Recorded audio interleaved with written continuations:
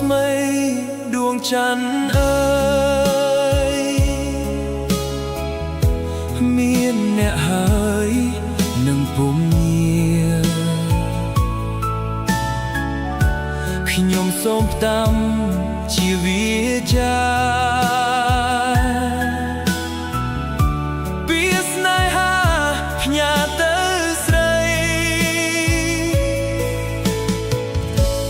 អូប្រលឹងស្រែកហៅអូនពិតណាស់ស្ងួនផ្ញើសំដីបងកុំព្រាហើយអាឡ័យមួយរាត្រីនឹកតែអូន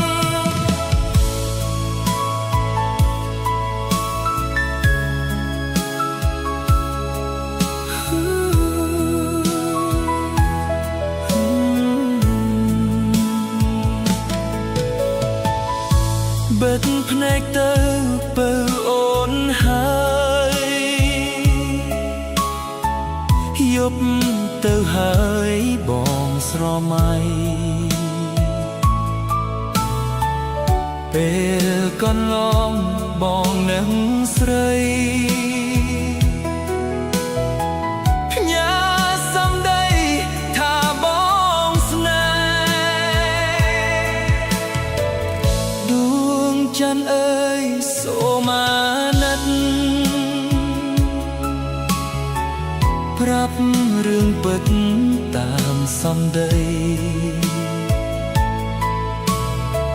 ខ្ញុំកុំព្រាហើយអាឡ័យមួយរាត្រីនឹកតែអូយប់ស្ងប់ស្ងាត់ចូលបក់ត្រជាក់ខ្ញុំចូលមើលមេឃមានតែចិត្តឈឺចាប់ចិត្តទៅលើមេឃតែអូននៅឆ្ងាយស្នេហ៍ដែលខ្ញុំខ្ញាមិនដឹងអូនបានទេឬទេមួយរាត្រីមួយចិត្តមួយអារម្មណ៍ឈឺសូម្បីតែសូបិនក៏ឃើញតែរូបអូនជានិច្ចបើអូនស្ដាប់បានសូមឆ្លើយមកបងវិញកុំទុកឲ្យបេះដូងនេះ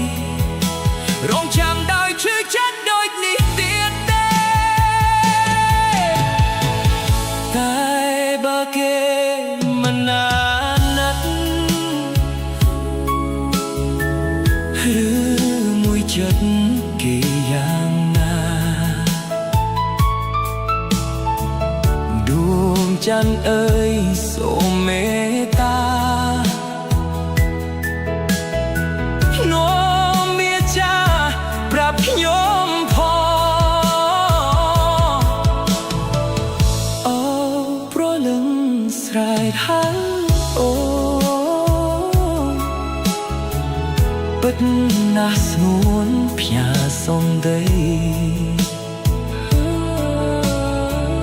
បងកុំព្រាហើយអាឡ័យមួយរាត្រីនឹកតែ